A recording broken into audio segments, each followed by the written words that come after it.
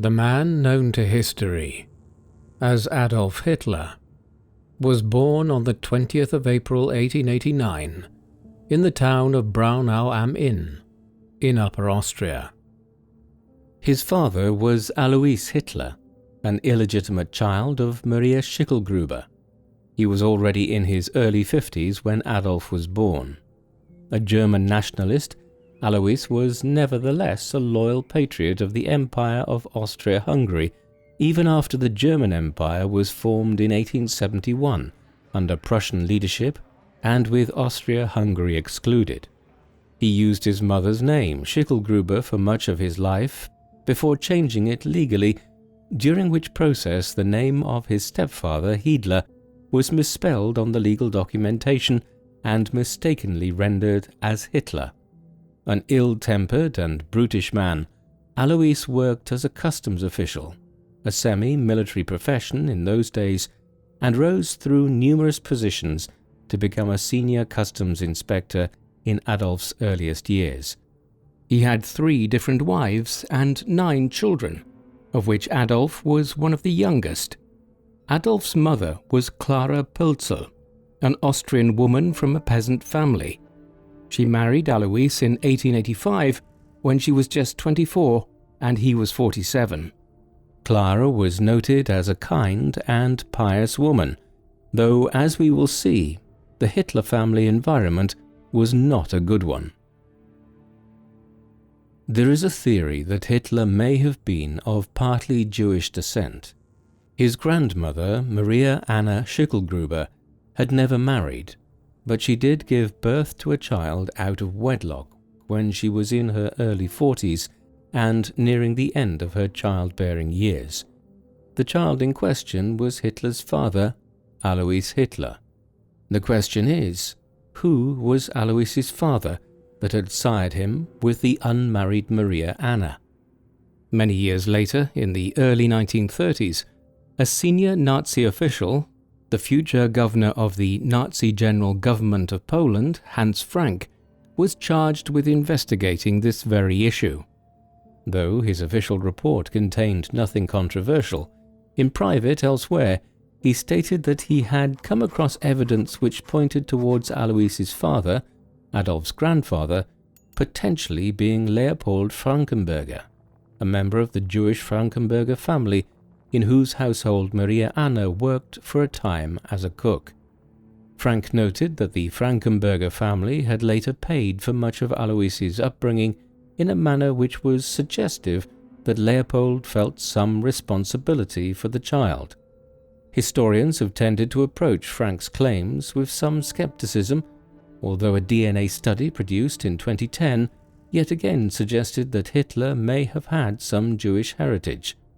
These points aside, there is still no definitive evidence to suggest this, and Hitler's possible Jewish heritage remains a theory, though an interesting one. Adolf's early life was not an easy one.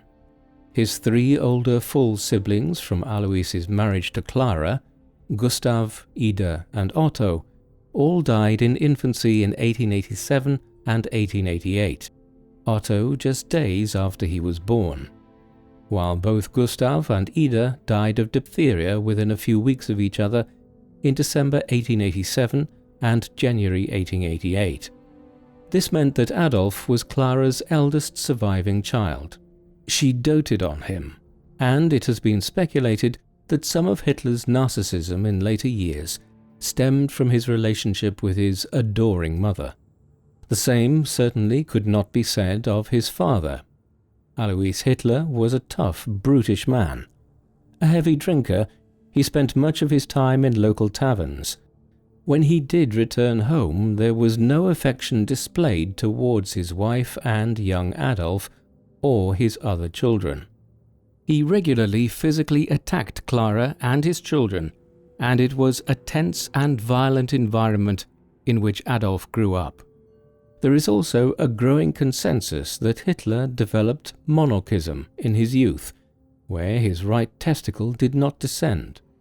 It used to be believed that this was an urban myth, based on a British military song that was sung during the Second World War, but a recent study in 2015 claimed, based on a reanalysis of a medical examination Hitler was forced to undertake when he was imprisoned in Bavaria late in 1923, that it is, in fact, accurate.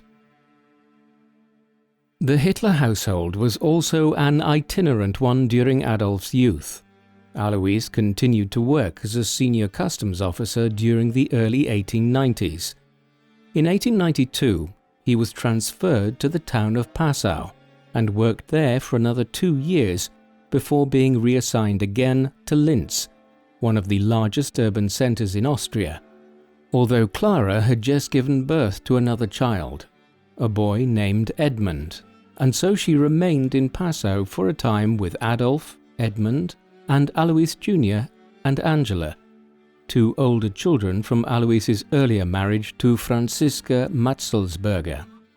Alois retired not long afterwards and used his savings and pension to purchase a farm some 50 kilometers from Linz. Though relatively distant from the city, Hitler would develop an affinity for Linz.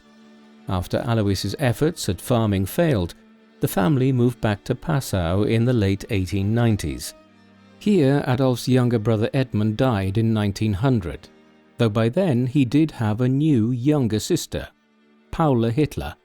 Born in 1896, she was one of the few members of the Hitler family who would live a long life. Hitler performed poorly in a school in Linz that he was sent to attend, much to his father's consternation, although Alois died in January 1903, bringing to an end his tempestuous relationship with Adolf and the other members of the family. As he entered his late teens, Hitler left Linz in 1907 and headed for Vienna, the capital of the very large Austro-Hungarian Empire. There he developed a great interest in fine art. This was an era of immense vitality in European art, as Impressionism and Post-Impressionism were still impacting on artistic styles, and new movements like Expressionism were also emerging. Hitler wanted to be part of this and applied on several occasions to study at the Academy of Fine Arts in Vienna, but was rejected.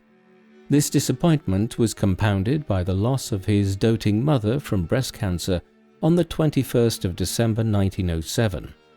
Nevertheless, he continued to pursue his dreams of becoming a painter. These hopes were overly ambitious.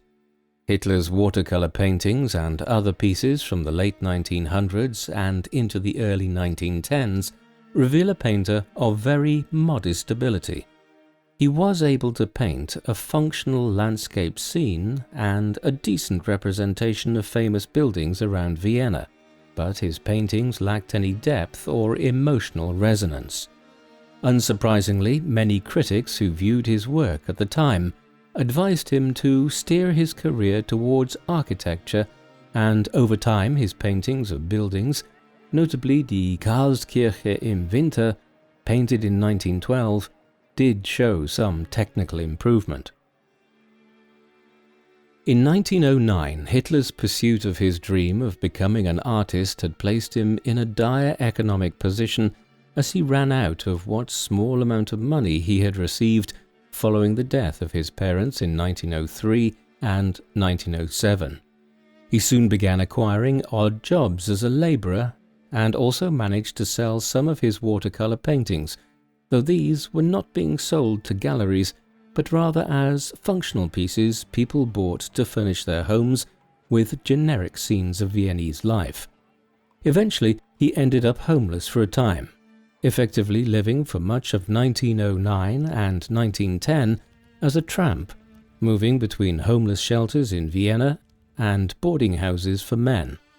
This was a highly unusual period for a person who would rise to become a leader of a major European state one day, and one of the most significant figures in modern history. There are very few other examples of someone being both a tramp at one point in their life and a head of state in another. Indeed, such was the scale of the difficulties that Hitler experienced in Vienna between 1907 and 1913 that many historians have speculated that his later hatred of non-German groups developed during this time, particularly his adoption of the virulent anti-Semitism which was so prominent across Europe in the late 19th and early 20th centuries. Hitler moved to Munich in the Bavaria region of southern Germany in May 1913, a city in which both his future and that of Nazism would be forged. He was called up for conscription to the Austro-Hungarian army a few months later, but was excused on medical grounds, a decision that he later claimed he was content with, as he now viewed Austria-Hungary as being un-German in its multi-ethnic nature. There is probably considerable truth to this being his reason for trying to avoid military service in Austria-Hungary, as when the First World War broke out in the final days of July 1914 and the first days of August, Hitler quickly enlisted with the Bavarian divisions of the German Imperial Army. Like so many other young German, French and British men of the time, he was posted to the Western Front in the trenches of Flanders and northeastern France. Over the next 4 years he served as both a runner, carrying messages between staff headquarters behind the front lines, and sometimes on the front lines at engagements such as the First Battle of Ypres early on in the war and the Battle of Passchendaele in the autumn of 1917. He was wounded several times and received numerous commendations for bravery, including both the Iron Cross Second Class and First Class and the Black Wound Badge. In the final stages of the war, as Germany was faced with the prospect of major invasions of its own territory by the British, French and Americans for the first time, Hitler was temporarily blinded in a mustard gas attack on the 15th of October 1918. While recuperating in hospital, he learned of the political, social and military unrest that was spreading across Germany, the abdication of Kaiser Wilhelm II that followed, and the German surrender and armistice on the 11th of November 1918. He would later claim that he was so traumatized to learn of the German capitulation and the betrayal of those who had fought for the cause of an imperial Germany that he temporarily went blind for a second time in hospital. While this claim remains dubious, a more widely accepted theory in the early 21st century is that Hitler might have suffered from post-traumatic stress disorder as a result of his wartime experiences between 1914 and 1918. This was known euphemistically as shell shock at the time, but is a much better understood condition today. A great many soldiers of the First World War suffered from PTSD later. If Hitler was afflicted by it, then it might well explain a lot of his more severe behavior following the First World War. Once the war ended and he had sufficiently recovered from his own injuries, Hitler returned to Munich. It was a period of intense political and social change in Germany. The German Revolution was underway, with socialist groups trying to seize control of Berlin, Munich and other cities in imitation of the Russian Revolution of 1917 that had seen the Bolshevik communists seize power there, while other right-wing groups were also forming in Germany to resist the socialists, many of which were employed as Freikorps irregulars by the German government to try and re-establish some sense of law and order in the new German Republic. Into this milieu, Hitler returned to Bavaria and soon became immersed in the vibrant politics of his adopted city. He gravitated towards the German Workers' Party, an outfit led by Anton Drexler that existed in Munich for not much more than a year between early 1919 and the spring of 1920. Hitler was working clandestinely as an army intelligencer, charged with investigating the activities of parties such as the German Workers' Party, but he was soon genuinely drawn to Drexler's ideas, in particular his belief that Germany had been betrayed at the end of the war. There was a strange paradox in this period. While Hitler was primarily associated with the German Workers' Party, he also had ties during these years to the Bavarian Communist movement. For 4 weeks in April and early May 1919, the Bavarian Communists had succeeded in gaining control over much of Bavaria and had declared the creation of a Bavarian Soviet Republic, though their revolution was quickly suppressed. During this, Hitler had clearly been involved with the Communists in some capacity, though the extent to which this was part of his work with the army, or whether he was a supporter of the Communists, remains a topic of considerable debate. For instance, Hitler attended the funeral of Kurt Eisner, a prominent Jewish German communist in Bavaria, in the spring of 1919, and wore a mourning band. Given Hitler's later vitriolic hatred of the Bolshevik communists of Russia and the view of fascism as being the far-right opposite of the far-left socialist policies of interwar Europe, it seems completely out of character that he would have engaged in such activities in 1919. Yet, it is not as strange as it might first appear. Many fascists across Europe in the 1920s and 1930s flirted with communism before drifting towards fascism. Moreover, both movements placed an emphasis on the idea of the members of a society working together as a cohesive whole, and on labor movements. Indeed, the Nazi Party's official name, when translated into English, was the National Socialist German Workers' Party. Thus, the paradox of Hitler flirting with communism before moving towards the far right is not as unusual as it might seem. The far right and the far left in interwar Europe had some aspects in common, despite their differing ideologies. After he more firmly began to adhere to the German Workers' Party of Drexler rather than the Bavarian Communists, Hitler's political ideology began to become more firmly established. Influenced by Drexler and Dietrich Eckart, another founding member of the Workers' Party, he began to adhere to an ultra-nationalist, anti-capitalist, anti-Marxist and patriotic political ideology, one which had roots in the pre-war Völkisch German nationalist folk tradition. This looked back to the medieval period, to when the German people had expanded eastwards into Poland, the Baltic states and other regions, Christianizing the pagan people found here. In time, this would cohere into the Nazi idea that Germany should acquire vast Lebensraum, or living space in Eastern Europe, where a new German Reich or Empire would be built. He also developed a virulent opposition to the Treaty of Versailles. So too was Hitler largely responsible during this period for the adoption of the swastika as the party emblem, one which was associated with Aryanism and the Völkisch movement long before the First World War.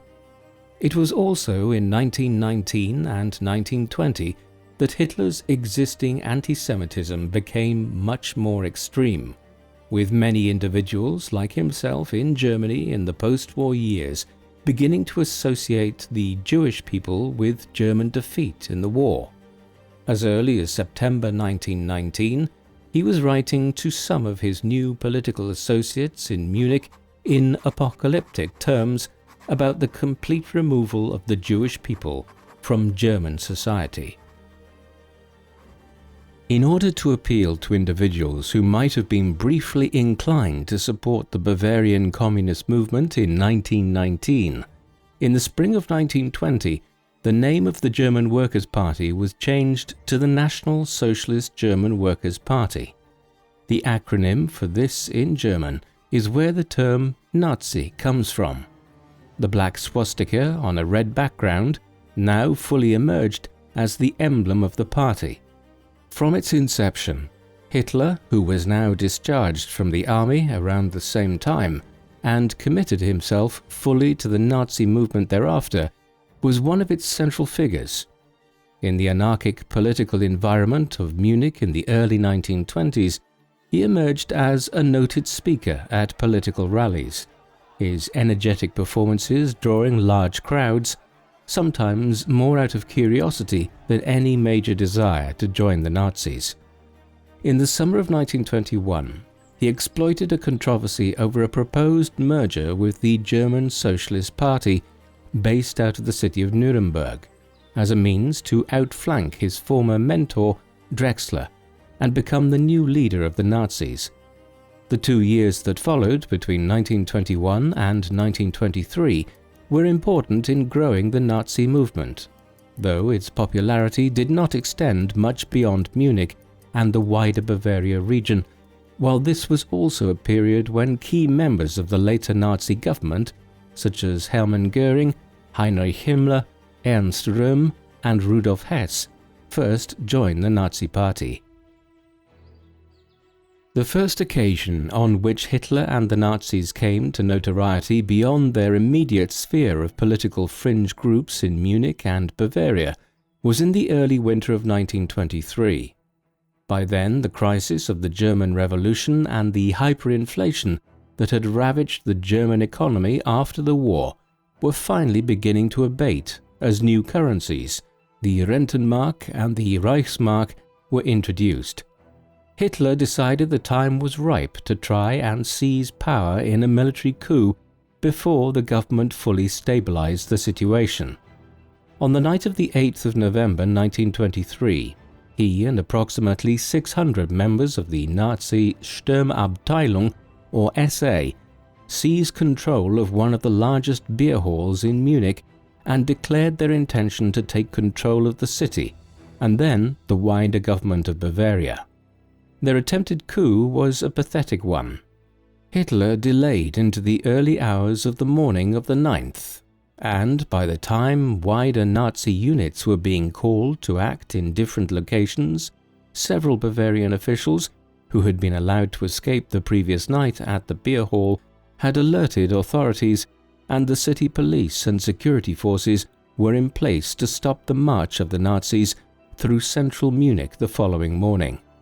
After a limited exchange of fire, the Nazi leaders essentially ran off. Years later, the attempted beer hall putsch in Munich would take on a legendary status amongst the Nazis, but what was primarily striking about it was how disorganized and ill-conceived an effort it had been. Hitler had fled from Munich in the aftermath of the putsch. He was quickly arrested, and on the 24th of February 1924, he was placed on trial.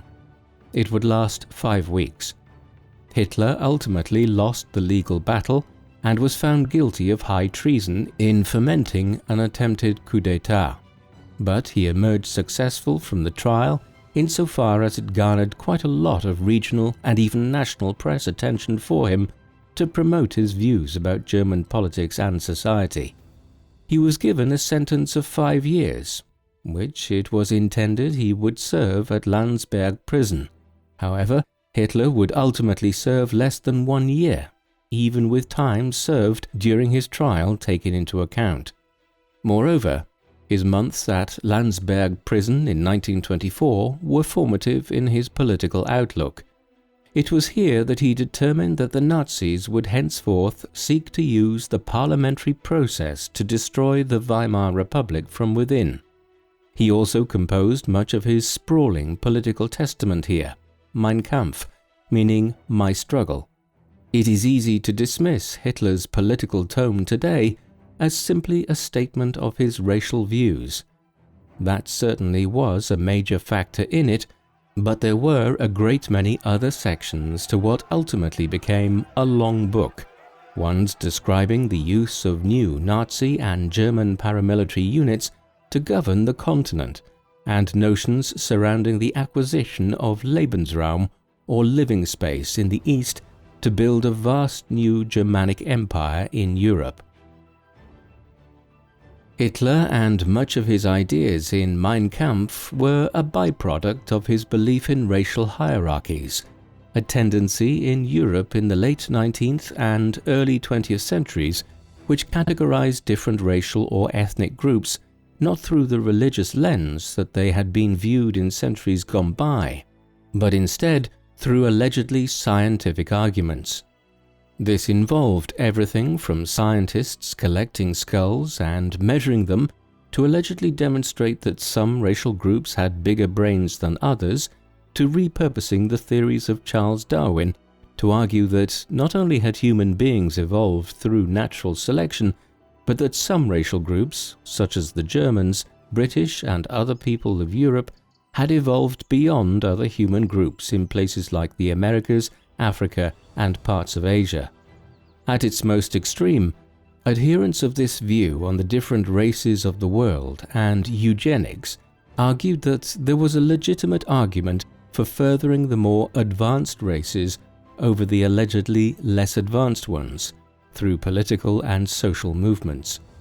In all of this, Hitler would continue to be influenced even after the composition of Mein Kampf by the writings of Hans F. K. Gunther, a German writer who published numerous works in the 1920s in which he outlined a hierarchy of the different racial groups of Europe, arguing for the Germanic or Nordic people being at the top of this racial pyramid and others such as the Jewish and Slavic people being at the bottom of it. Gunther was a major influence on Hitler. This being said, it would be incorrect to view Hitler's ideological outlook as being entirely the product of the politics and culture of Germany in the 1920s. Many of the ideas that the first nationalists, socialists and other radical groups in Bavaria and elsewhere in the years between 1918 and 1923 were trading in had deep roots in German culture and political discourse throughout the German Empire. As early as the 1870s and 1880s, notions about the supposedly problematic elements of Jewish culture within Europe were rife within German public discourse, as were the ideas put forward about national revitalization. The difference was that in the 1890s or 1900s, these views were professed in relation to a newly reunited Germany taking its place amongst the great powers, often through carving out its own colonial empire, whereas in the 1920s, a more sinister turn emerged when this desire for great power status turned into a feeling of exceptional bitterness at the manner in which the German people had been humiliated at the end of the First World War. It was in the mid-1900s that the German state first oversaw a genocide, this one against the Herero and Namaqua people of German Southwest Africa in what is now Namibia. Ultimately, a far-right German nationalist in 1909, if transported to a Nazi Party rally in the mid-1920s, would have found a lot of what he saw and heard there to be quite familiar to him. Hitler was released from Landsberg prison on Christmas Eve 1924, after serving less than a year in jail for launching a military coup against the government, unsuccessful though it might have been. He immediately began rebuilding the Nazi Party, and by mid-February 1925 had succeeded in convincing the Bavarian authorities to lift the ban on the party. Thus, just over 15 months after the Beer Hall Putsch, Hitler was a free man and the Nazis were back in action in Bavaria. It was a new Germany, though, by the spring of 1925. The hyperinflation and the political, economic and social chaos that had characterized German politics and society from 1918 to 1923 had finally come to an end, and the country had instead entered into a period of pronounced economic growth. In this environment, Hitler and his allies now committed to trying to secure power in Germany at the ballot box rather than at the end of a gun. In fact, Hitler had only managed to secure the acquiescence of Heinrich Held, the head of the Bavarian regional government, for the party to be reformed once he promised that they would engage in democratic politics going forward. That is exactly what the Nazis initially did, and the period from 1925 to 1929 was one of rebuilding the party and trying to expand it to become a national political entity. It is important to remember that Hitler was not always the all-powerful Führer that he became in 1934, after he combined the offices of Chancellor and President of Germany, and once he dispensed of the threat posed by Ernst Röhm and the SA that same year. He also had rivals for power in the 1920s, none more so than the Strasser brothers, Gregor and Otto. In another development which points towards the unusual ways fascism and socialism could overlap in interwar Europe, the Strassers represented a more left-wing element within the Nazi Party from 1925. They built up their support within the more northerly branches of the party, while Hitler's main support base was in Munich and southern Bavaria. Eventually, Hitler would manage to outflank them, principally at the Bamberg Conference in Upper Franconia on the 14th of February 1926, at which he won over a large cohort of the party to his agenda, though the Strassers would remain a perceived threat for several more years. In any event, the Nazis failed to make any major electoral breakthrough, whether on Hitler's watch or under the Strassers. In the 1928 Reichstag elections, just 810,000 people voted for them throughout Germany, meaning the party's number of representatives in the national parliament fell to 12 from the 14 that had been elected in 1925 when they ran under the moniker of the National Socialist Freedom Movement, while the Nazi Party itself was still banned. After he secured his grip on the leadership, Hitler effectively began running the Nazi Party like a mob boss.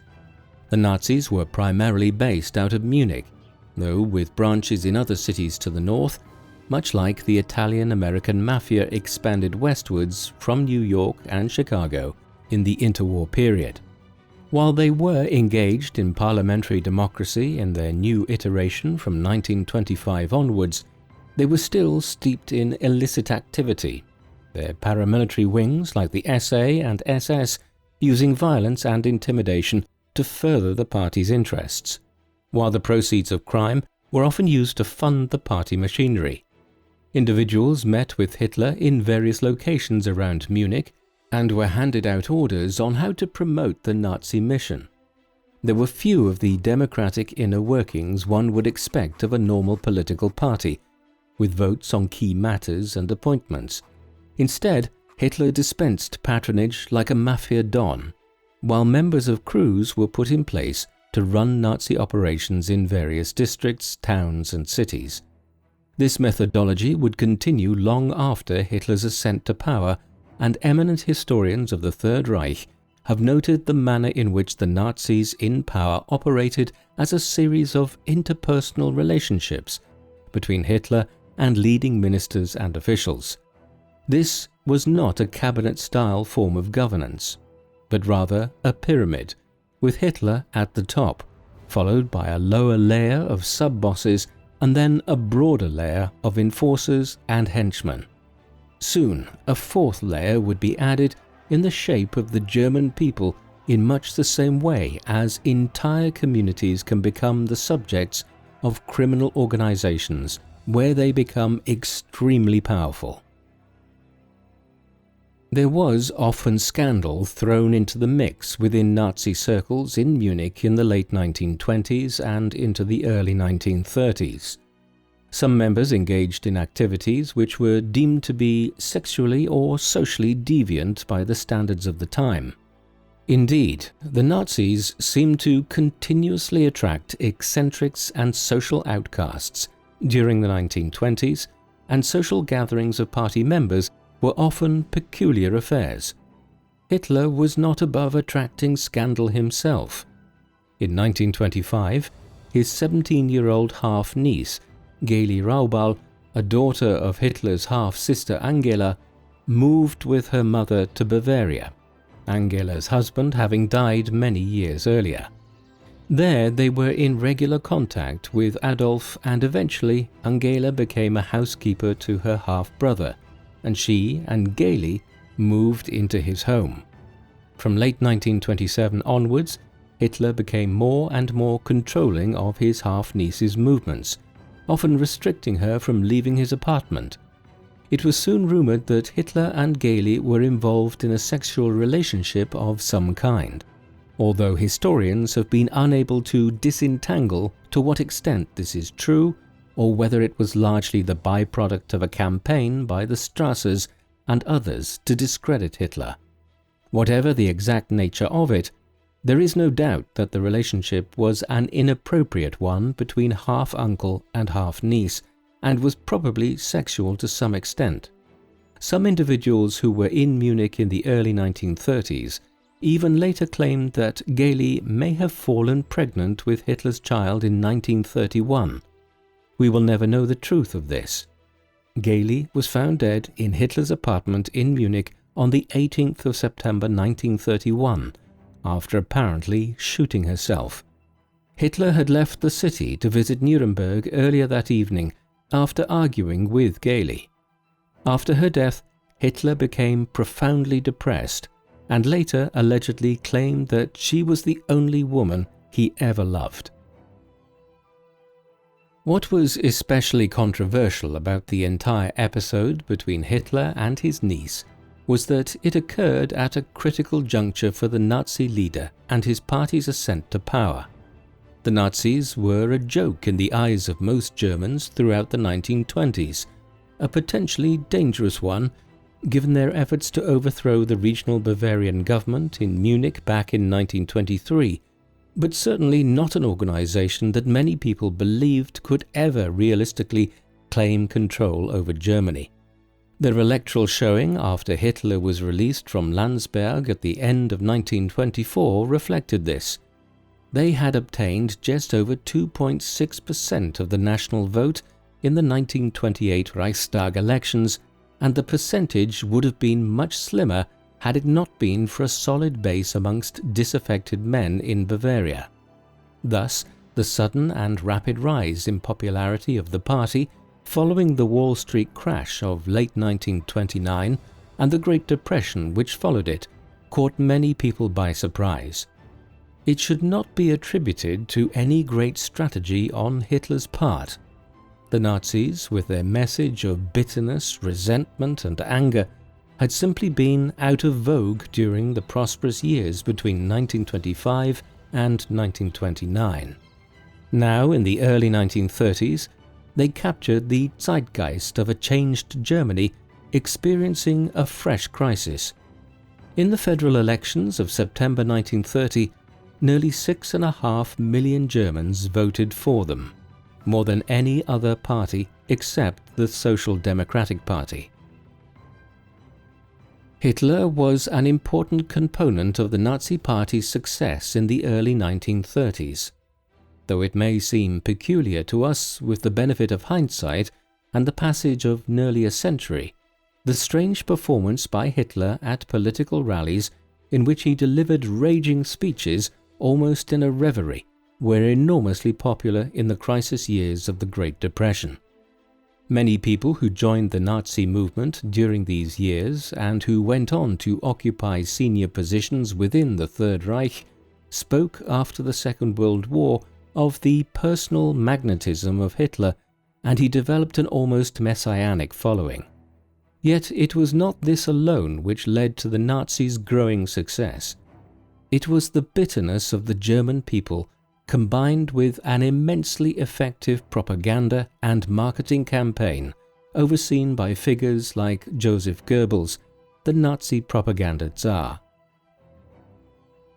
As energetic as Hitler's campaigning and leadership was in 1931 and 1932, it could not bring him to the top of the state. Despite their enormous popularity, in a fractured political landscape, the best result that the Nazis ever came out of a Reichstag election with was in July 1932. On that occasion, they won over 37% of the vote, with nearly 2 out of every 5 Germans who voted indicating their support for the peculiar Austrian and his bunch of strange adherents from Bavaria.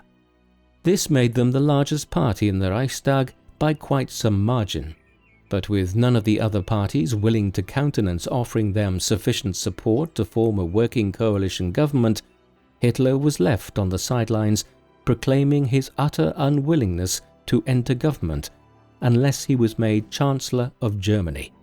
It was only in January 1933, after emergency meetings between the heads of the centrist parties and the leaders of big business in Germany, that an agreement was reached whereby a coalition government would be formed with Hitler as Chancellor. They thought they could contain him. How wrong they were. Within months, the Nazis had brushed aside all political opposition, and in 1934, after the death of President Paul von Hindenburg, Hitler won election as President too, and duly united the positions of Chancellor and President, proclaiming himself to be Führer, leader of a new Germany. The Weimar Republic was dead. Hitler's ascent to power was not without its missteps. In Mein Kampf, years earlier, he had written at length about the need for a paramilitary force known as stormtroopers and their employment to foment the coming Nazi revolution. Now, in 1933, he found himself having attained to the highest position in Germany, yet he faced a threat to his power within Nazism from Ernst Röhm, the head of the Stormtroopers or Sturmabteilung, Nazi paramilitary organization, better known simply as the SA.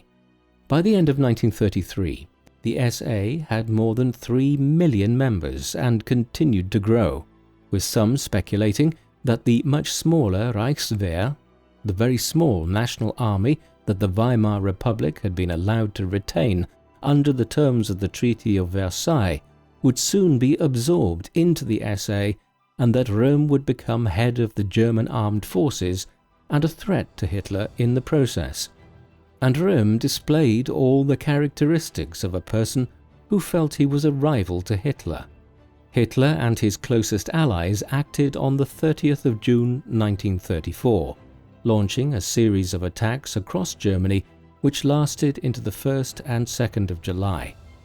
The key goals were the elimination of Röhm and the other heads of the SA, but the Night of the Long Knives, as it became known, was also a means for Hitler to settle scores with all manner of perceived enemies and rivals.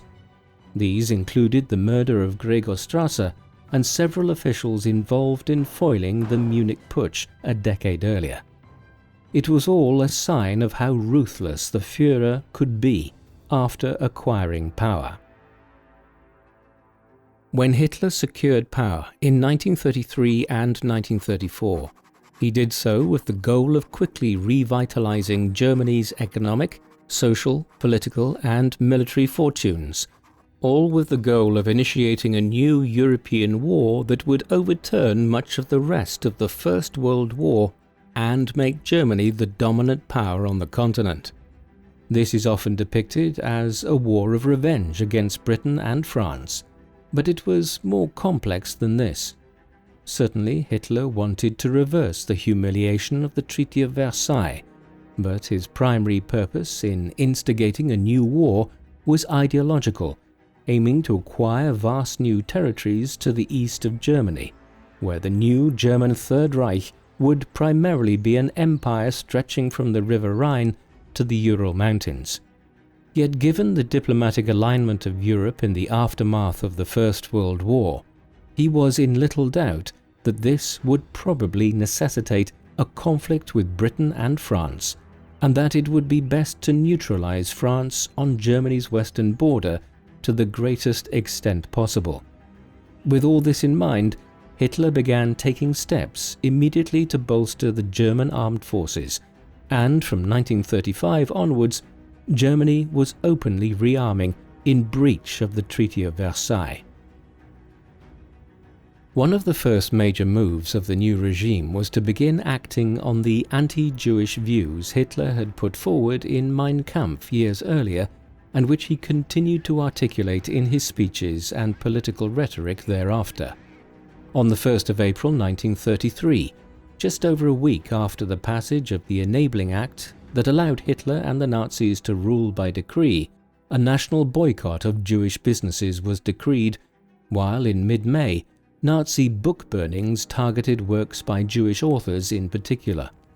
In 1935, Hitler did briefly criticize random attacks by the SA and other Nazi paramilitary groups against individual German Jews, but this was not born out of any sympathy, rather a desire to ensure that the state's anti-Semitism was coordinated.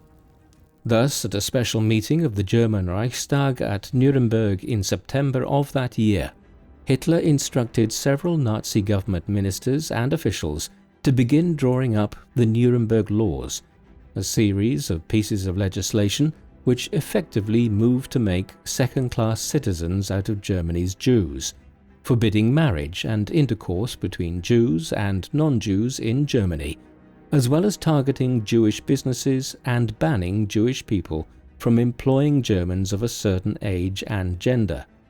The Nuremberg Laws were only imposed in a piecemeal fashion for a time, but once the Summer Olympics had been held in Berlin in 1936, Hitler ordered them to be stringently imposed.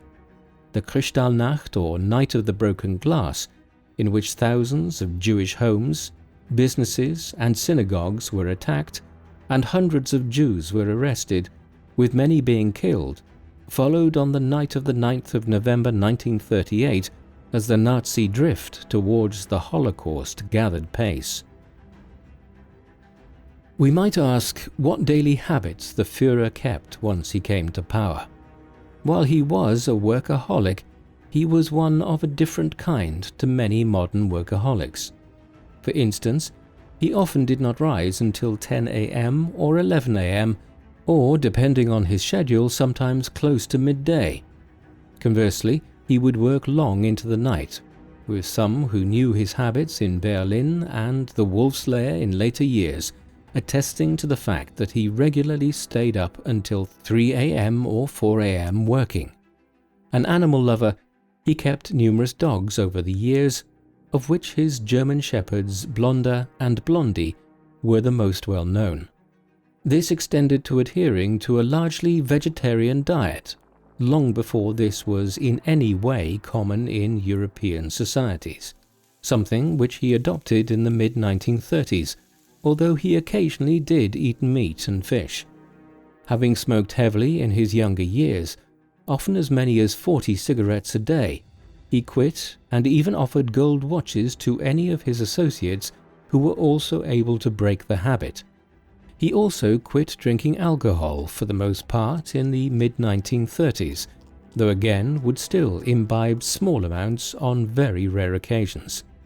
The general sense we get is of an individual who, as he entered his mid-40s, became concerned with being healthier, although things like the cessation of smoking and adopting a vegetarian diet were hardly commonplace pieces of health advice offered by doctors in the 1930s. His one major vice remained a sweet tooth, with Hitler often eating many cream pastries in a day, sometimes while watching his favorite films such as Snow White and the Seven Dwarfs, released in 1937. Of course, many people have tried to understand the psychology of Hitler and why he behaved in the way he did. A wide range of theories have emerged, beginning during the Second World War when the Führer was still alive. These have ranged from suggesting that Hitler was bipolar, had psychotic tendencies, or was schizophrenic, to the previously noted idea that he was suffering from a prolonged form of post-traumatic stress disorder induced by his experiences during his childhood and the First World War. More obscure hypotheses include that he may have had an abnormal brain structure, or that he had multiple psychological conditions which led to his peculiar personal development.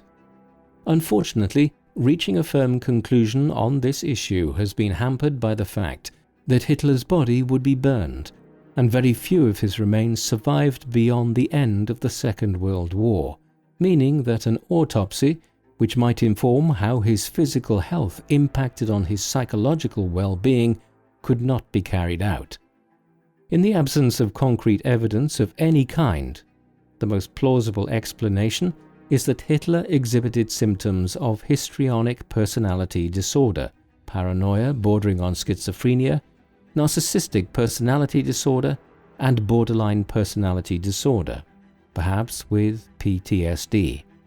As we will see, these issues were exacerbated in his later years by an increased intake of multiple narcotics that made his already erratic behavior worse. There have been other theories to explain how Hitler's psychology functioned and how he reached such a position of power within Germany. One of the leading historians of the Third Reich and biographers of Hitler, Ian Kershaw, has argued that Hitler actually had a very limited personality and life. He had very few interests beyond politics and the acquisition of power, and was effectively a void or vacuum as an individual. His personality reflected this.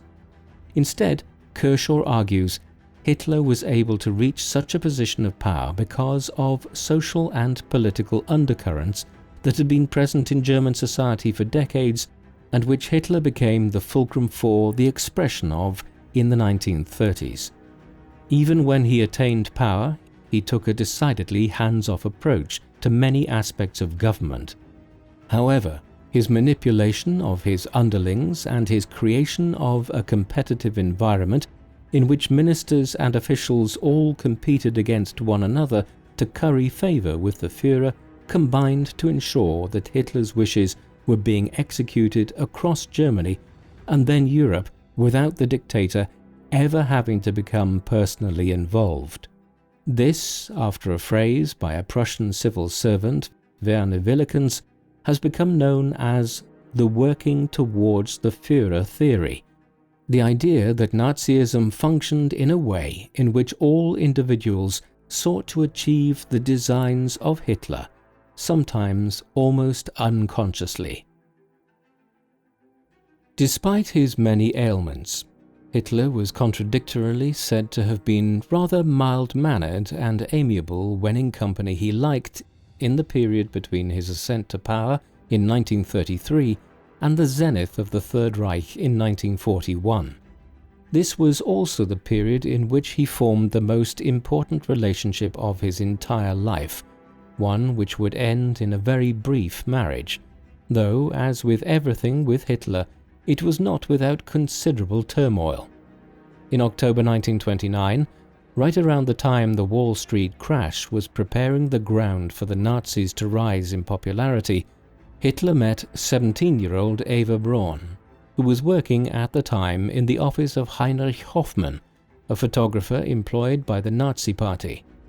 In the years that followed, they continued to cross paths and Braun became intent on winning Hitler's affections, such that in August 1932 she attempted to kill herself in a peculiar effort to demonstrate her fidelity to the Nazi leader.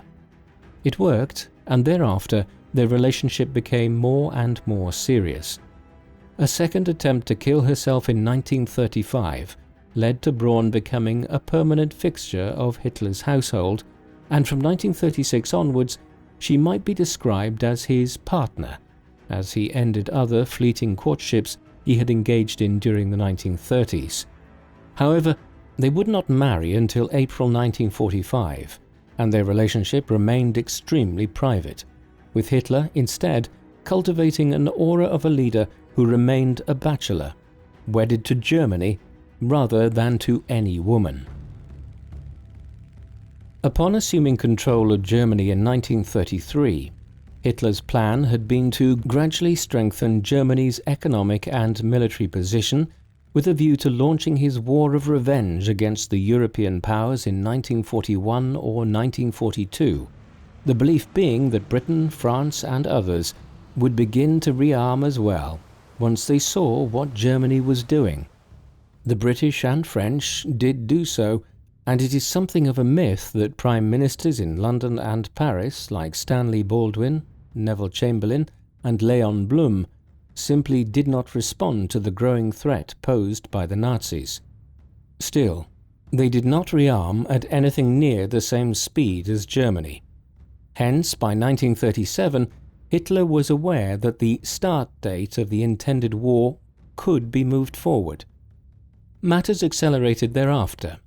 In the first weeks of 1938, a number of developments at home in Germany presented an opportunity to remove the War Minister Werner von Blomberg and the Commander-in-Chief of the German Heer or Armed Forces, Werner von Fritsch, from their positions and replace them with more biddable generals, ironcladding Hitler's control over the armed forces. Then, in mid-March, the Anschluss or union with Austria to form a Greater Germany was completed through diplomatic pressure. By the summer, Hitler's rhetoric about annexing the Sudetenland, a region of northwestern Czechoslovakia where German-speaking people predominated, was escalating. On the 12th of September 1938, Hitler gave a speech at a Nazi Party rally in Nuremberg, during which he denounced the Czech government, employing a line of attack which argued that Czechoslovakia was a multi-ethnic, multilingual state in which Germans, Hungarians and others were being denied their rights, much like minorities had been under the Austro-Hungarian Empire Hitler had been born in. He used this as a pretext for ordering border incursions from Germany in the days that ensued, and even made paranoid claims that France was trying to turn Czechoslovakia into a base of operations from which it could launch bombing raids against Berlin. In response, the British Prime Minister Neville Chamberlain requested a meeting with Hitler, an initiative which culminated in the famous meeting in Munich at the end of September, where, after deliberating with Hitler, the French Prime Minister Edouard Daladier and the Italian fascist dictator Benito Mussolini, Chamberlain emerged claiming that there would be a peaceful resolution of the dispute. Hitler and the Nazis were granted the ethnically German Sudetenland, part of Czechoslovakia, in return for promises that the Führer would make no further territorial claims. Maybe they had little choice. What is often overlooked when historians rush to blame Chamberlain for allegedly capitulating at Munich is that Hitler had already ordered sizable military incursions and artillery bombardments of Czech territory in the second half of September 1938, and had Chamberlain and Daladier not relented, Hitler would almost certainly have seized the Sudetenland by force. He was not bluffing in the autumn of 1938.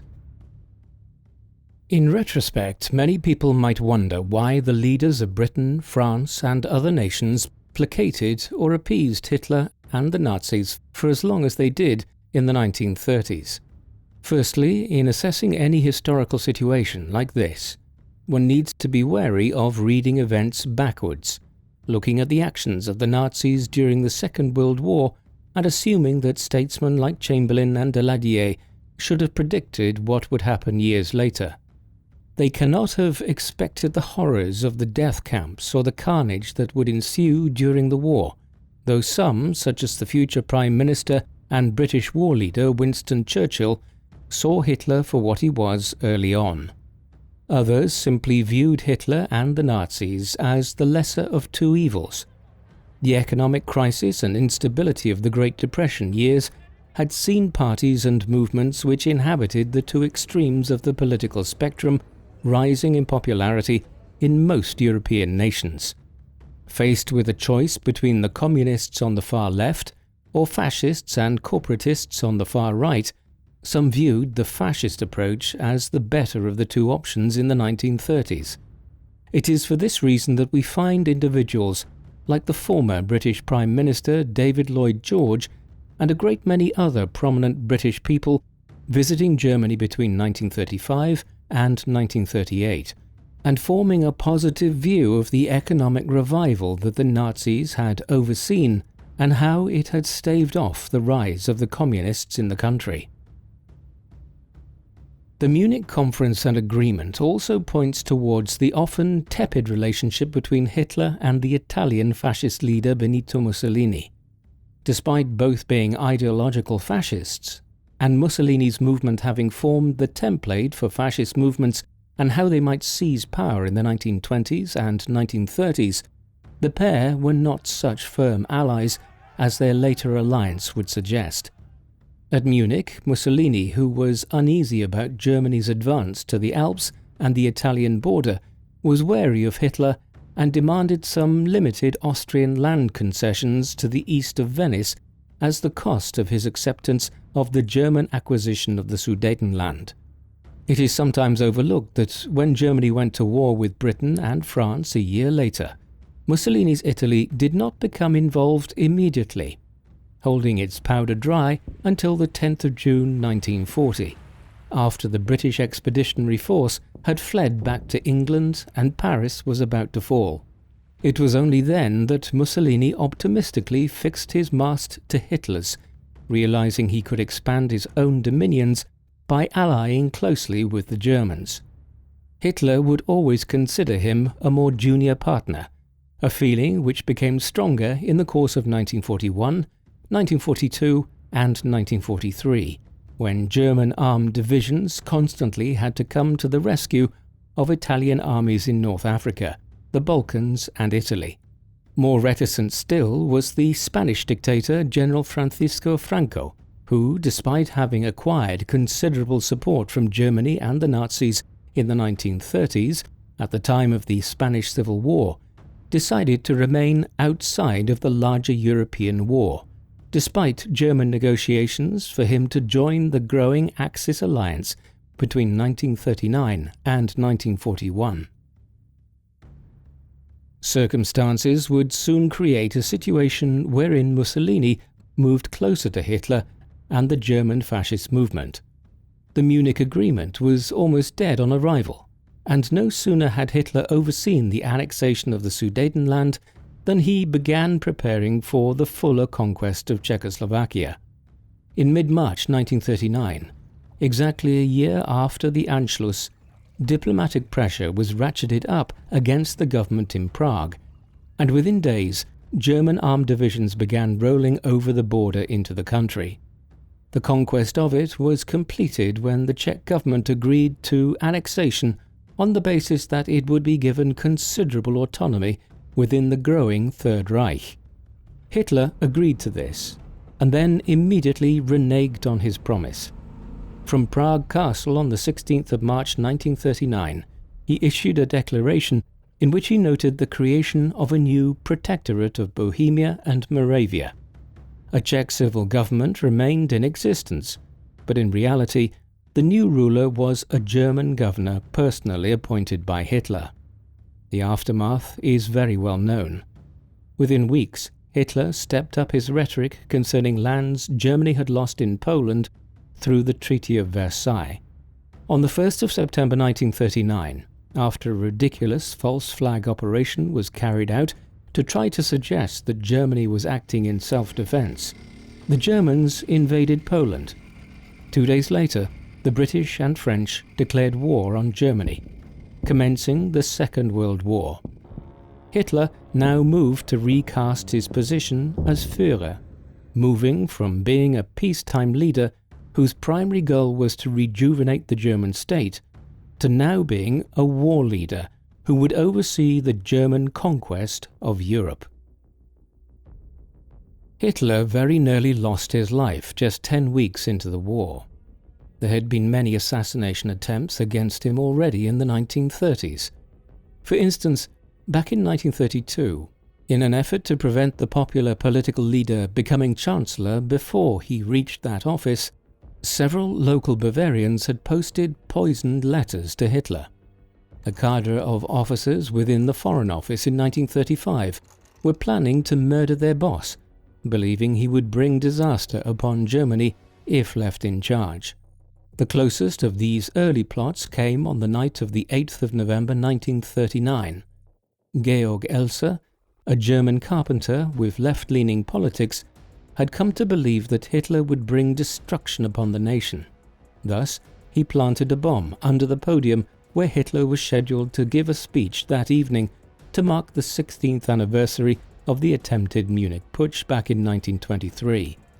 Elser's bomb detonated and worked as planned, killing 8 Nazi officials and injuring dozens more. Unfortunately, though, Hitler had left earlier than expected that evening in order to head back to Berlin for discussions on the war effort. Had he remained 15 minutes longer, he would have been killed by Elsa's bomb. There would be at least another dozen assassination attempts in the years that followed. While Elsa had failed to assassinate Hitler in November 1939, the Nazis were otherwise hard at work preparing to visit death on much of the continent. After the outbreak of the Second World War, Poland had been quickly overrun and conquered in a 6-week campaign in September and early October. Then, even as Elsa was planning to murder the Führer, a brief period of peace was descending as the British and French rearmed furiously and the Germans planned their next steps. In the end, it was not until the late spring of 1940 that fresh campaigns were undertaken, but when they were launched, they were done so with great speed. In 2 coordinated actions beginning on the 9th of April 1940, Hitler oversaw the invasion of 2 neutral countries, Denmark and Norway.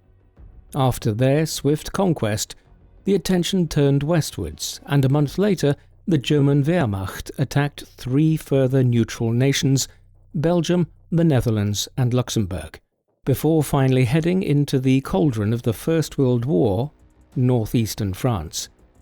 There would be no slow, lethargic campaign like the trench warfare Hitler had seen here a quarter of a century earlier. The German army won a devastating victory over the French in little more than 6 weeks, entering Paris on the 14th of June 1940. The Battle of Britain followed soon after, with the Germans intending to pummel the British into submission by cutting off their supplies at sea and bombing their cities into oblivion from the air. Throughout this period, there were concerted negotiations between a peace party in England and the German government to organize a negotiated peace between Britain and the Nazi regime. However, once Winston Churchill became Prime Minister of Britain, a figure who had been warning of the dangers of Hitler and the Nazis for many years, there was a much more limited possibility of a rapprochement between Britain and Germany. And yet, Hitler continued to believe that there might be. It was here that we see how his ideological views could severely skew his judgment when it came to strategic matters. In the course of the autumn, winter and spring of 1940 and 1941, the German blitz and blockade of Britain inflicted grave damage on the only major country standing against the Nazis at that point. Had he continued to pursue the campaign against the British, Hitler might have managed to damage public confidence in the war effort to such an extent in Britain that Churchill was in turn forced out, paving the way for a recommencement of concerted peace negotiations. Instead, he decided before long to abandon the Battle of Britain and turn his attentions and Germany's resources eastwards to invade the Soviet Union, the ideological enemy of Nazism, but a state which Germany was at peace with until they invaded the USSR in June 1941.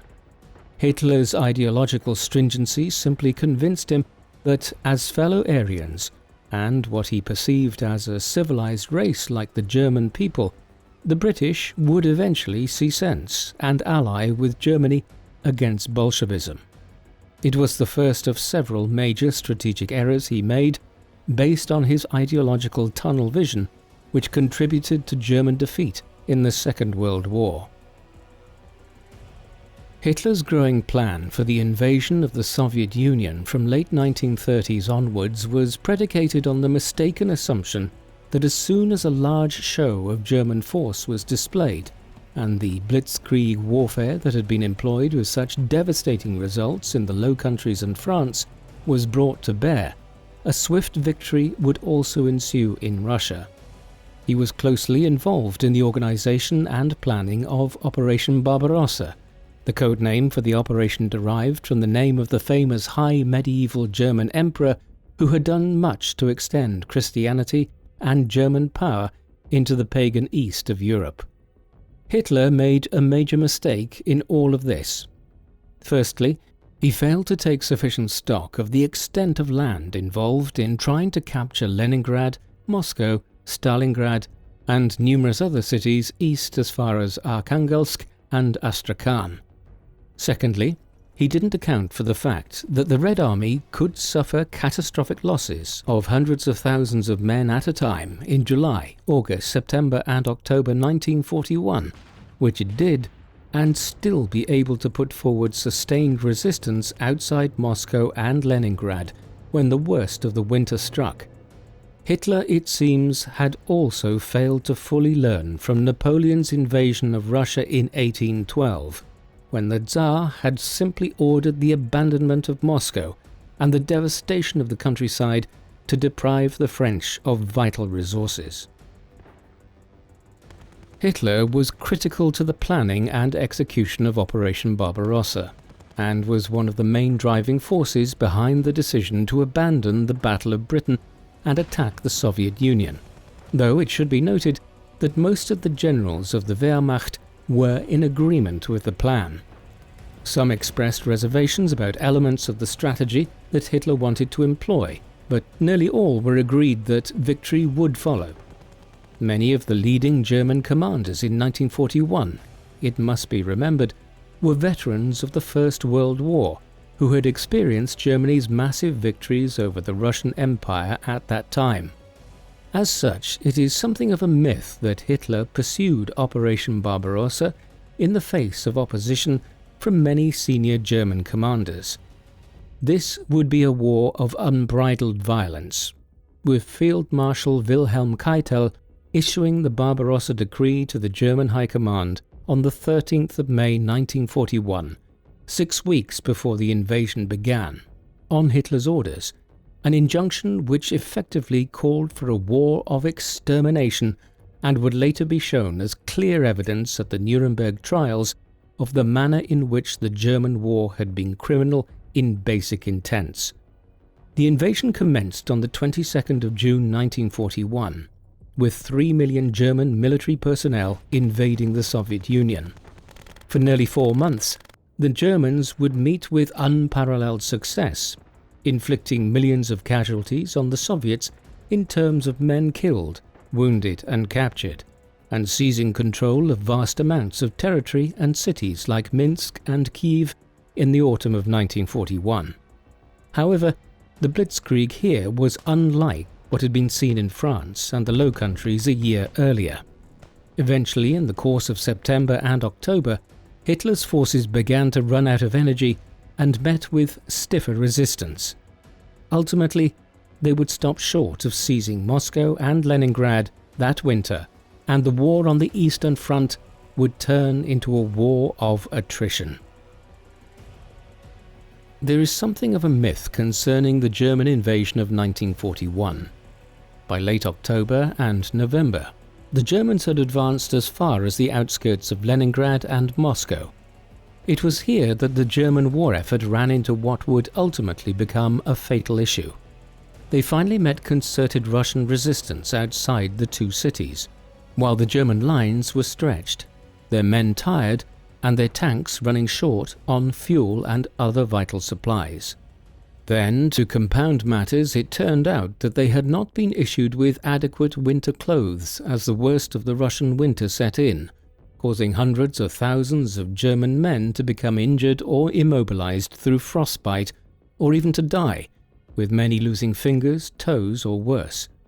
There is no doubt that Hitler's ideological sense that the tough German warrior would simply persevere through the cold was an incredibly stupid decision in not providing sufficient winter clothing for the Germans on the front line, but it should also be acknowledged that the winter of 1941 was the coldest experienced in Western Russia in the entirety of the 20th century. Mother Nature was now turning against the Führer. The final months of 1941 were the critical period in the war. Had things developed differently on two different fronts, the conflict and modern world history might have ended very differently. Hitler's plan had been to secure Moscow and Leningrad, then launch a pincer movement southwards to secure the Caucasus oil fields. Simultaneously, the German Afrika Korps under Erwin Rommel was making good headway in pushing the British and their Commonwealth allies eastwards from the Western Desert towards the River Nile. Their goal was to capture Cairo and then the Suez Canal, following which the Axis forces in North Africa would have been able to proceed into the Middle East and ultimately join up with the Germans emerging south through the Caucasus. Other powers like Turkey in the region would then have fallen into line with Hitler's plans, leaving the Führer victorious in the war. Robbed of its own oil supplies from the Middle East and largely cut off from the British Raj and its Commonwealth allies like Australia and New Zealand, Britain would have had little option but to come to terms with the Nazis, and the war could have ended in a Nazi victory. This is the counterfactual of how Hitler could have emerged victorious. It all hinged on those few crucial months in late 1941, but as we will see, things played out very differently to what the Nazi dictator had planned. For 3 years after the invasion of the Soviet Union, and down to when it all started to turn very severely against Germany, Hitler made his base at the Wolfschanze or Wolf's Lair, a major military bunker and headquarters which he ordered the construction of near the village of Görlitz, now Gierwosch in northeastern Poland, near the Kaliningrad Oblast today. Here he was close enough to the front lines to be able to receive news of developments on the fronts near Moscow and other cities quickly, and commanders at places like Leningrad and Stalingrad could be flown in to meet directly with the Führer. Located in the Masurian woods in East Prussia, the stronghold was an enormous bunker and fortress, with walls that were 2 meters thick and made from reinforced concrete. The building was also heavily camouflaged to avoid it being bombed from the skies. The Wolf's Lair was divided up into different security zones, with Hitler and his closest aides operating in Zone 1, several cabinet members sharing offices in Zone 2, and so on and so forth. The surroundings here were not salubrious and had none of the pomp and splendour one would usually associate with the rulers of such a vast empire as the Third Reich. Here Hitler began each day by doing some light work, before taking his dogs for a walk and returning to his desk. Meals were often communal. Over time, as the war effort soured, the atmosphere here became more tense, certainly not celebratory in the manner which prevailed a year earlier, as the Third Reich expanded even further east. It was during his first months at the Wolf's Lair that the Nazis adopted what came to be known as the final solution towards the Jewish population of the expanding Third Reich. After the Nuremberg Laws and the Kristallnacht of the 1930s, thoughts had turned in 1939 to how the Jewish population of Europe would be approached by the Nazis, an issue which grew in importance following the conquest of Poland, where some 3.5 million Jews lived at the time. Numerous strategies were developed in the months that followed. Firstly, the Jews of Poland were corralled into ghettos in cities like Warsaw and Krakow, where they were stripped of their rights and made to subsist on starvation rations. In tandem, a more comprehensive set of proposals was devised which envisaged the mass deportation of the Jews of Europe from the continent, with the most outlandish scheme being to send them en masse to the East African island of Madagascar once the Suez Canal was captured. However, eventually, as German successes in the war mounted and the fear of any future recriminations for their actions dissipated, the Nazi higher-ups decided that the genocide of Europe's Jewish people would be initiated. Thus, as Operation Barbarossa began, the Einsatzgruppen death squads travelled in the rear of the Wehrmacht, murdering hundreds of thousands of Jews in places like Ukraine and Belarus in the second half of 1941. Soon, specially designed trucks into which poisonous gas was filtered to mass murder people were being used on the Eastern Front. It wasn't too much of a leap from there to concluding that the Jews of Europe could be transported to a number of concentration camps in Poland, of the kind which the Nazis had been using as makeshift prisons in Germany since the mid-1930s, where gas would also be used to mass murder the continent's Jewish people. Thus did the final solution develop between 1939 and 1941. The Holocaust began after a conference at the suburb of Wannsee outside Berlin on the 20th of January 1942, held to alert senior Nazi officials to the new strategy. The role of Hitler in the development and implementation of the final solution has been debated for decades. A form of Holocaust denial has emerged, which claims that Hitler was not actually involved in the decision and that it was effectively orchestrated by the SS paramilitary group and the leaders of it like Heinrich Himmler and Reinhard Heydrich, the latter of whom oversaw the Wannsee Conference. This is a spurious argument.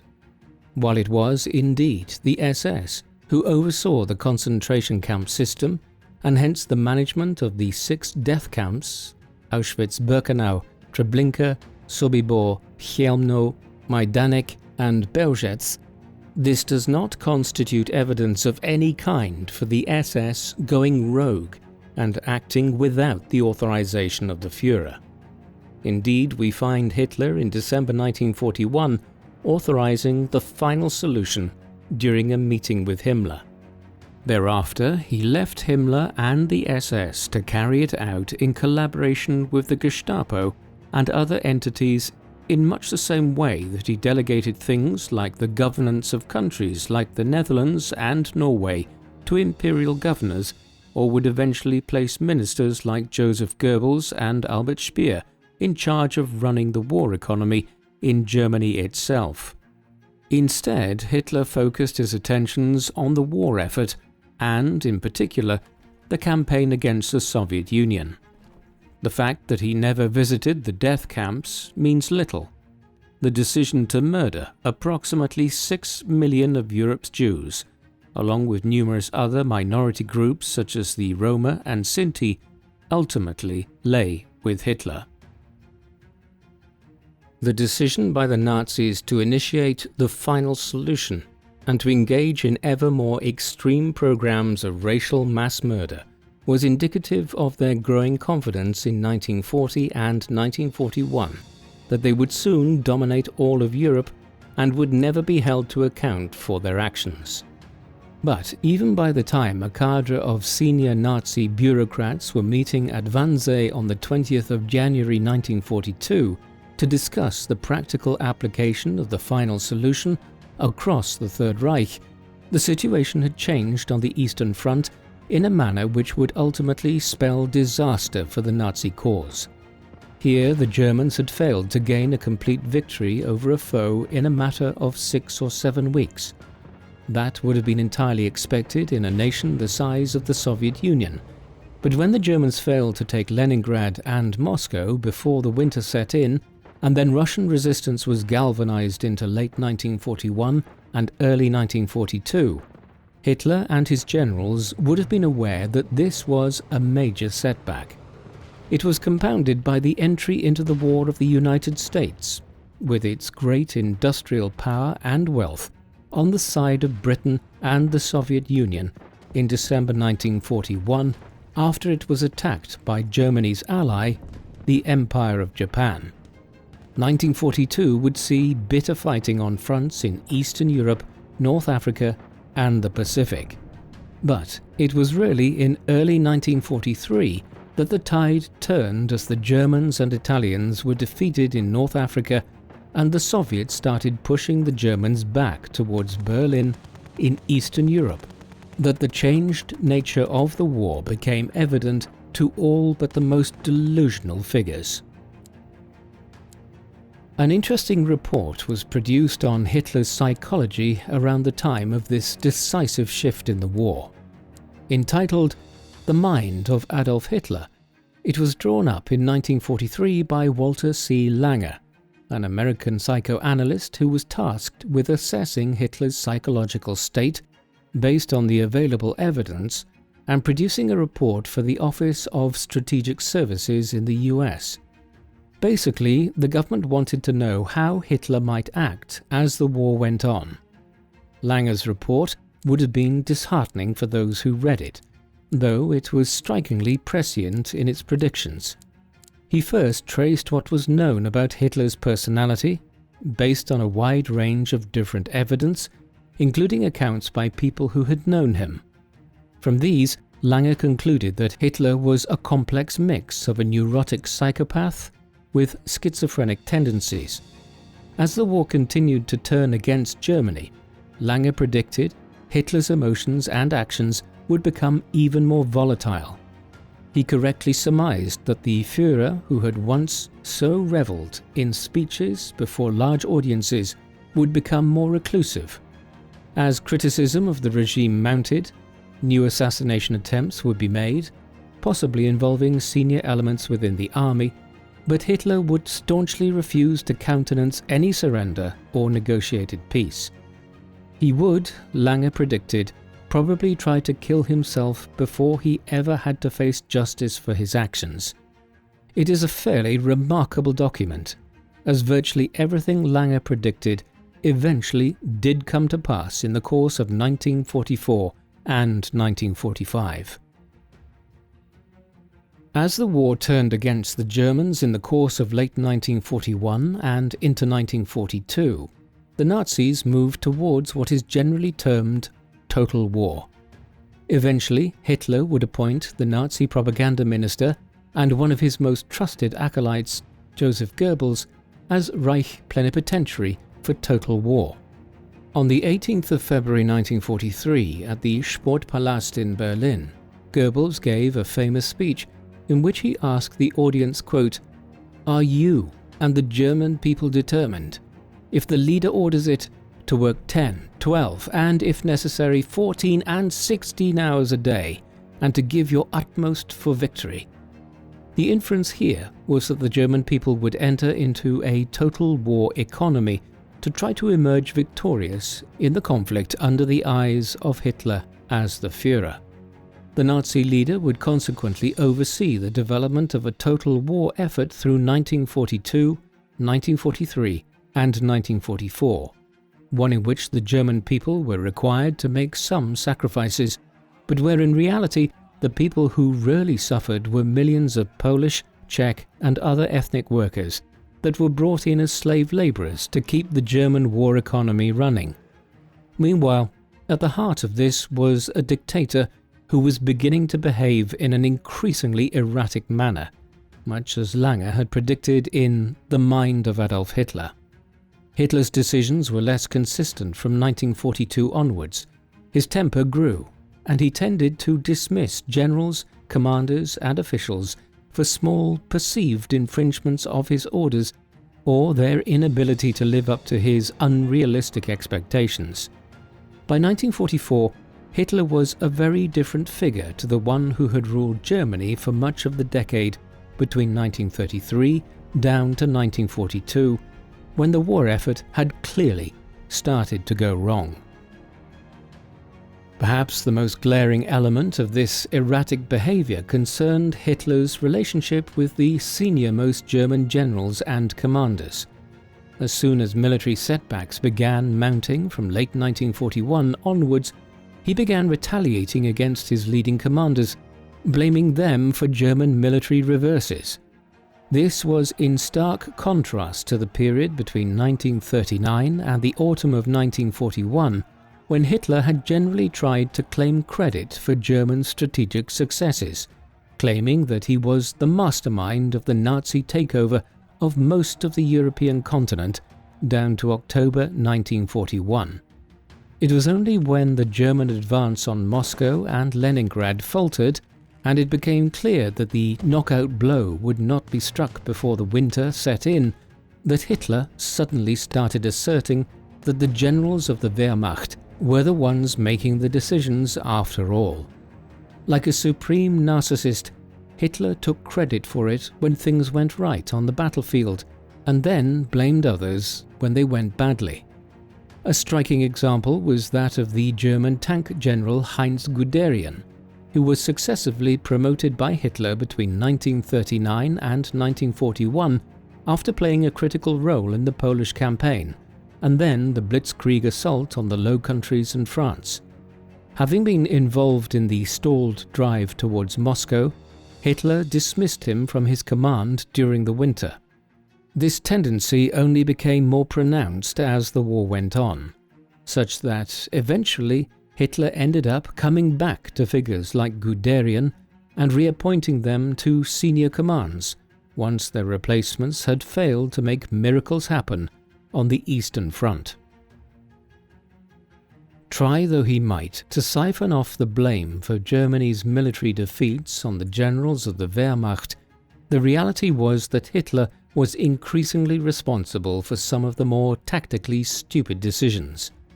A clear example of this is the Battle of Stalingrad, the engagement which became the crucible of the war on the Eastern Front between the autumn of 1942 and the first weeks of 1943. Securing the city was considered vital to gain control of the Caucasus oil fields, both to provide the German army with petroleum and to deprive the Soviets of it. To that end, Hitler ordered Field Marshal Friedrich Paulus to ensure the capture of the city with the German Sixth Army at all costs. Paulus managed to nearly secure control over the entire city in September and October 1942, but then a massive Soviet counterattack succeeded in stemming the German attack, following which they began to encircle the Sixth Army. Hitler then made the disastrous decision to order Paulus to hold firm and secure the city instead of attempting a breakout which might rescue the remnants of the Sixth Army. In the end, the Führer's attitude of no surrender led to the destruction of most of the German forces and the capture of the remnants of Paulus's army in late January and early February 1943. In the end, the Germans lost over 500,000 men, a cripplingly high figure given the numerical inferiority of the Germans and their Axis allies to the Soviets. Hitler was responsible for this. In other ways, Hitler's strategic decisions were poor, though not quite as strikingly as those made with the Battle of Stalingrad.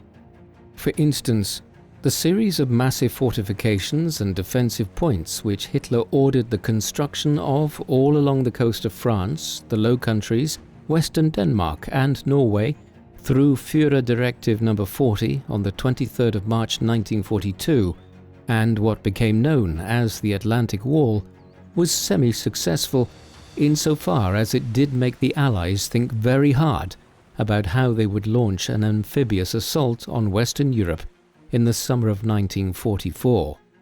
Similarly, the decision to take over the Italian armed forces and territories in September 1943, when it became clear that the fascist government in Rome was about to switch sides and join the Allies after they invaded southern Italy, stalled the Allied advance in the Mediterranean.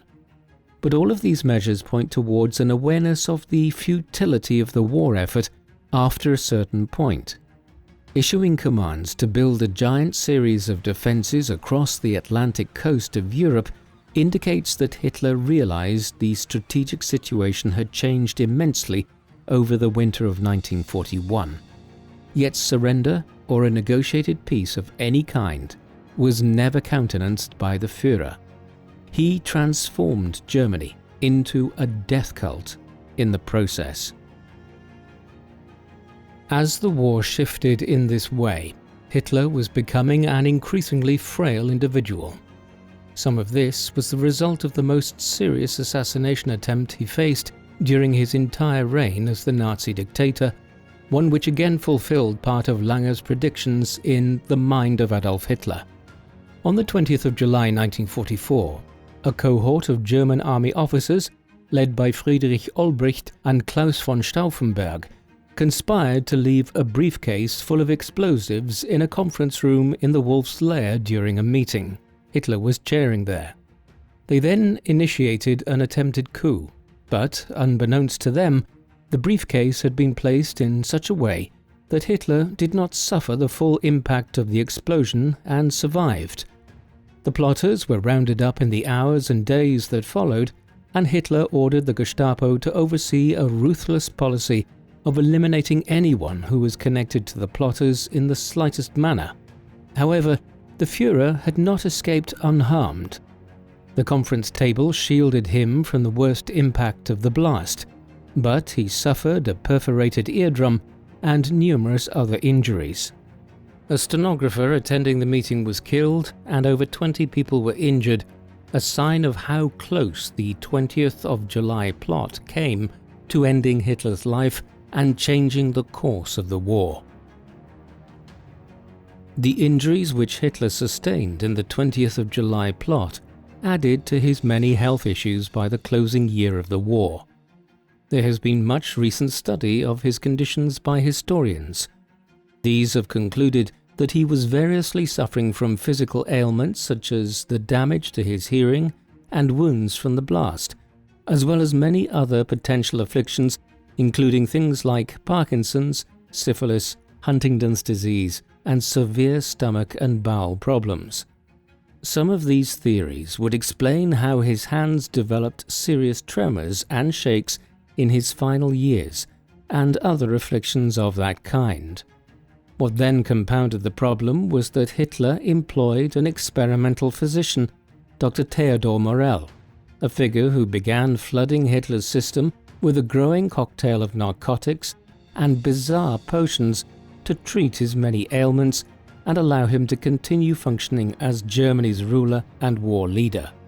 Some of these were rather benign, if somewhat strange, including large concentrations of injected vitamins and things like pig's liver extract.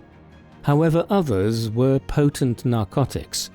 By the final stages of the war, Hitler was a drug addict by many modern definitions of the condition, essentially being brought up and down by Morell's injections, depending on whether he needed to be active or needed to sleep.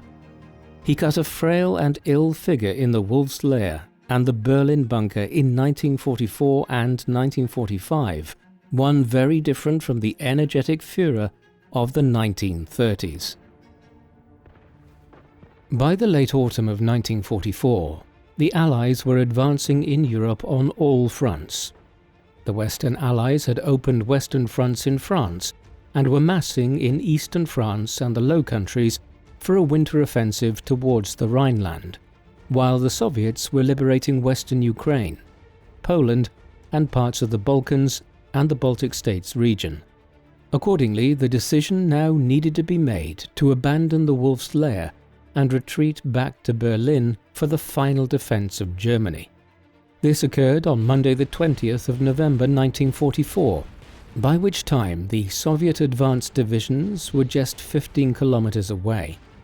Thereafter, Hitler would make his new base of operations out of the Reich Chancellery in central Berlin, eventually withdrawing to the bunker there when the city came under threat. This was the final act of the war. By the first weeks of 1945, the US, British, and other Western allies began advancing into the Rhineland, while the Soviets entered eastern Germany and began the encirclement of Berlin. From the capital of the thousand-year Reich that Hitler had proclaimed the creation of just a few years earlier, the Führer now began overseeing the final months of its existence just 12 years after he came to power. By the spring of 1945, a huge proportion of German men of a suitable fighting age, in their 20s, 30s and 40s, had been killed, wounded or otherwise incapacitated by the war. Hitler consequently ordered the conscription of men in their 50s and 60s, along with teenage boys, to defend the capital in the futile last stand. He also sent out directives for commanders and officials to initiate a policy of scorched earth, whereby anything that the advancing Allied armies might use, be it food, livestock, petroleum, or other resources, was to be destroyed rather than allowing it to fall into the hands of the enemy. Even some of the most ardent Nazi officials chose not to implement this policy. Meanwhile, other ministers, such as Himmler, began to secretly explore the possibility of a last-minute surrender to the Western Allies instead of the Soviets. As all of this occurred, Hitler met with many of his ministers and commanders through February, March and April 1945, often dismissing them from their positions over perceived failures, blaming everyone other than himself for the destruction now being wrought on Germany. After weeks of fighting in and around the city, the battle for the centre of Berlin commenced on the 16th of April 1945. 4 days later, Hitler made his last appearance above ground in order to fasten some badges to the jackets of teenage soldiers who he was ordering to be sent out to fight the Soviets. Thereafter, he withdrew underground to the Reich Chancellery bunker in the centre of the city. On the same day that he withdrew into the bunker for the final time, Hitler angrily dismissed Dr. Theodor Morell from attending him as his physician. He continued to take some of the medications that Morell had prescribed over the years, but some were simply no longer available, and so it is actually more than plausible that in his final days, Hitler was experiencing some withdrawal symptoms as the flow of opiates and other narcotics into his system declined. It was a strange end to the Third Reich. As Hitler, Eva Braun, the Goebbels family, and other close adherents conversed in the bunker, fighting raged in the city around them, while upstairs from the bunker many Nazi officials and commanders engaged in drunken revelry, aware that prison or death awaited them now. On the 29th of April 1945, Hitler completed his last will, or what he called Mein politisches Testament, my political testament. It was an utterly brief document when one considers how verbose and extensive a work like Mein Kampf had been 20 years earlier. It made some brief allocations of his personal effects, with the Führer requesting that his artworks should be sent to be displayed in Linz in Austria, where he had spent much of his earliest years, while other things which he had acquired over the years were to be given to the Nazi Party and the German people, with his secretary, Martin Bormann, who almost certainly died just 4 days later, being charged with distributing his possessions. Then there were provisions made for the succession and a cabinet reshuffle in line with who had fallen out of or gained Hitler's favour in the last weeks of the conflict. The long-standing heir designate as leader of the Third Reich, Hermann Göring, was declared to be a traitor and expelled from the party along with Himmler. Goebbels was appointed as Hitler's successor instead in the office of Chancellor, while Karl Dönitz, the head of the German Navy, was chosen to be the next president of Germany. Thus, the position of Führer would cease upon Hitler's death, and the powers of Chancellor and President would be devolved to two individuals once again, as it had been prior to 1934. The will was significant insofar as Dönitz would become the head of the government which came into being in the town of Flensburg on the German-Danish border just days later, and which would surrender to the Allies.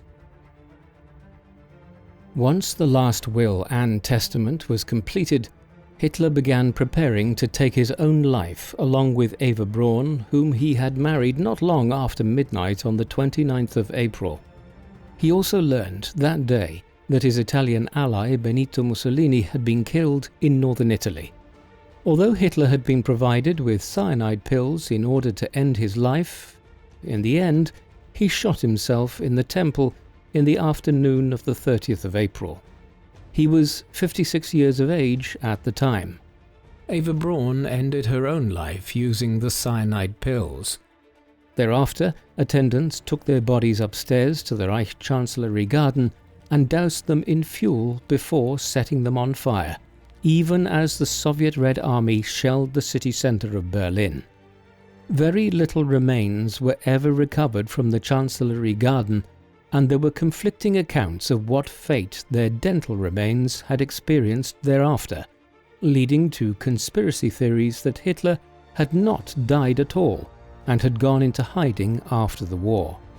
In reality, What small elements of their remains there were left were kept in East Germany for a quarter of a century, before possibly being removed to Moscow. A death certificate was only finally issued in 1956, when the government of West Germany decided to do so. A day after Hitler's death, Joseph Goebbels and his wife also took their own lives in the bunker after murdering their children. A week later, the German government at Flensburg surrendered to the Allies. The Second World War was over in Europe. It had resulted in over 40 million deaths across the continent. Adolf Hitler was, in the most unfortunate way possible, one of the most important figures in modern world history. He was a most peculiar man. He came from a dysfunctional family background in Austria and grew up to have a wide range of psychological issues, ones which were exacerbated by his experiences in Vienna prior to the First World War, on the Western Front during it, and in Bavaria after it. In Munich in the early 1920s, his peculiar characteristics became a boon to him in rising to the top of the nascent Nazi Party, a collection of malcontents and misfits living in southern Germany at the time. His rise to supreme power in Germany in the early 1930s was the result of a global financial crisis and a Faustian bargain between the German middle classes and this perverse ideologue. Long before the Second World War broke out, Hitler's worst excesses were already on display or being hinted at in terms of the state persecution of Jewish people and other groups. Then, from 1939 onwards, devastation was unleashed across Europe. The worst of it began in the summer of 1941, when the Soviet Union was invaded and Eastern Europe became the crucible of the war, leading to the deaths of tens of millions of people through warfare, bombing, mass executions, and famine. What was worse, the Holocaust of 6 million of Europe's Jews was carried out, along with the genocide of other groups such as the Roma and Sinti, while the deranged Ostplan would have seen the Nazis intentionally mass murdering tens of millions of Slavic people across Eastern Europe to create Lebensraum for German settlers if it had been implemented. For much of these years, Hitler's supreme focus was on the war effort, and his view of himself as a German warlord and leader saw him delegate the Third Reich's programs of mass murder to the SS. Ultimately, despite the enormous successes the Germans won on the field of battle between September 1939 down to around October 1941, when he failed to defeat the Soviet Union in the winter of 1941 and the United States entered the war at the same time, the game was up for Hitler and his many cronies. What do you think of Adolf Hitler? Does he deserve his place as history's most reviled dictator, or do Stalin and Mao supersede him? Please let us know in the comment section. And in the meantime, thank you very much for watching.